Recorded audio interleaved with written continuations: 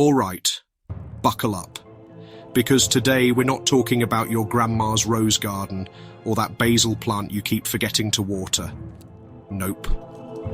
We're venturing into the shadowy corners of the plant kingdom, the part where nature decided to go full-on villain mode.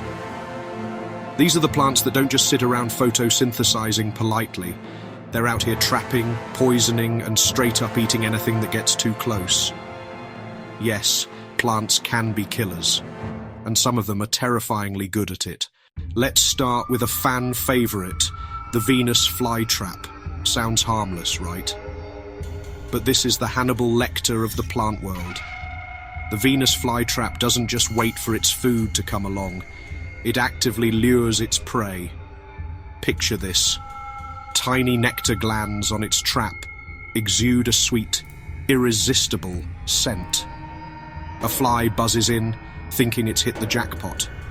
But inside those beautiful, lush green lobes are tiny, hair-like triggers. All it takes is 2 touches and snap, those jaw-like leaves slam shut faster than you can say bad day to be a bug. The trap doesn't close all the way immediately. Why? It's a bit of a smart system, actually. The Venus flytrap isn't wasting energy on a piece of dirt or a raindrop. If the prey inside struggles, it touches more hairs, signaling the plant to seal the deal. Now enzymes are secreted, breaking down the fly into a bug smoothie that the plant can absorb. This process, it can take about 10 days. And when it's done, the Venus flytrap reopens like a monster reloading for its next victim. But what about pitcher plants? Oh, these guys are the con artists of the botanical world. They don't snap shut like flytraps. They go for something more. Sinister. These plants, which come in an array of colors and sizes, are basically living death traps. Their modified leaves form deep, tubular pitchers filled with digestive liquid at the bottom. The rim of the pitcher is slick, and the interior walls are waxy, making it nearly impossible for prey to climb out. Here's how it works. The plant uses nectar, colors, or even scents to lure its prey. A curious insect lands on the edge, not realizing it's stepped onto a biological slip and slide. One wrong move, and down it goes, straight into the pool of enzymes and bacteria, waiting at the bottom. The liquid isn't just there to drown the victim, it actively breaks it down into nutrients the plant can absorb. Some pitcher plants take things even further. For instance, the Nepenthes raja from Borneo is so large it can trap frogs, lizards, and even small mammals. Yeah, you read that right. A plant that eats mammals. Talk about punching above its weight class. Meet the deadly nightshade, also known as Atropa belladonna. Despite its pretty purple flowers and shiny black berries, this plant is like nature's way of saying, look, but don't touch. Every part of it, leaves, stems, roots, berries, is loaded with toxic compounds called tropane alkaloids. What do these alkaloids do? Oh, just a little something called messing with your nervous system.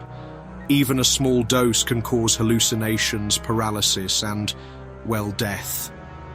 Back in medieval times, people used belladonna as a poison, slipping it into enemies' drinks or onto arrow tips.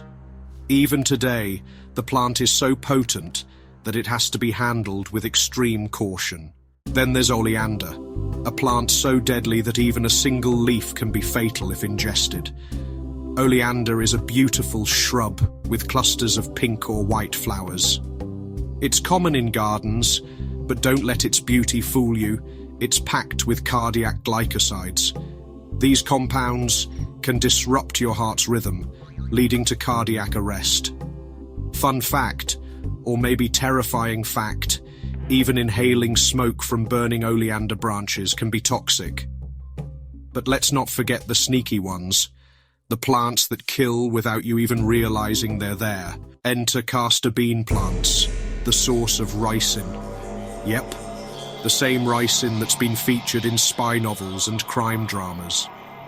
Castor oil itself is harmless and even has medicinal uses, but the seeds of this plant contain ricin, a poison so potent that even a tiny amount can be lethal. And how could we skip the infamous water hemlock? This innocent-looking plant with delicate white flowers is one of the deadliest in North America. It contains cicutoxin, a compound that causes seizures, respiratory failure, and, you guessed it, death. Even brushing against it can be risky if you've got open wounds or sensitive skin. Now, you might be wondering, why? Why would a plant need to be this deadly? Well, for the most part, it's about survival. Carnivorous plants evolved to thrive in nutrient-poor environments where the soil just doesn't cut it. So, instead of relying on the ground, they adapted to get their nutrients from, well, us, or anything else unfortunate enough to cross their path. As for poisonous plants, their toxicity is a defense mechanism. It's nature's way of saying, I don't want to be eaten. Thank you very much. By producing chemicals that deter herbivores or kill them outright, these plants ensure their survival. But not all plant poisons are bad for us. In fact, many toxic plants have given rise to life-saving medicines. The deadly nightshade, for example, contains atropine, which is used in small doses to treat certain medical conditions. And let's not forget digitalis, derived from the foxglove plant, which is used to treat heart conditions. Still, the dark side of plants is a chilling reminder that nature isn't always the nurturing, peaceful force we like to imagine. Sometimes it's cunning, sometimes it's deadly, and sometimes it's hiding right under our noses. Take the manchineel tree, found in the Caribbean and Central America. Also called the tree of death, it's so toxic that even standing under it in the rain can cause severe skin blisters.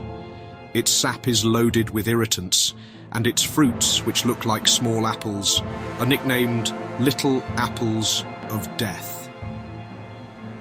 Eating one is a one-way ticket to excruciating pain, organ failure, and possibly death. And don't even get me started on plants like the jimpy tree from Australia.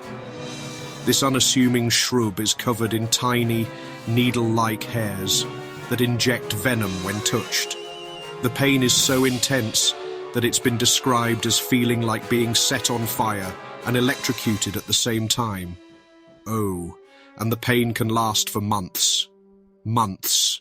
Despite their terrifying nature, these killer plants are also fascinating. They're a testament to the ingenuity of life on Earth, adapting, surviving, and sometimes thriving in the most extreme ways. They blur the lines between beauty and danger, reminding us that even the most innocent-looking things can have a dark side.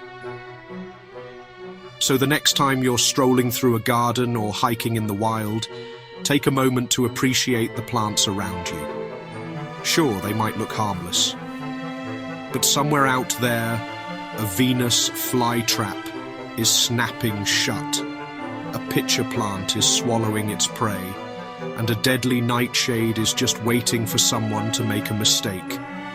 Nature's silent killers are always watching, always waiting, and they're deadlier than you'd ever expect.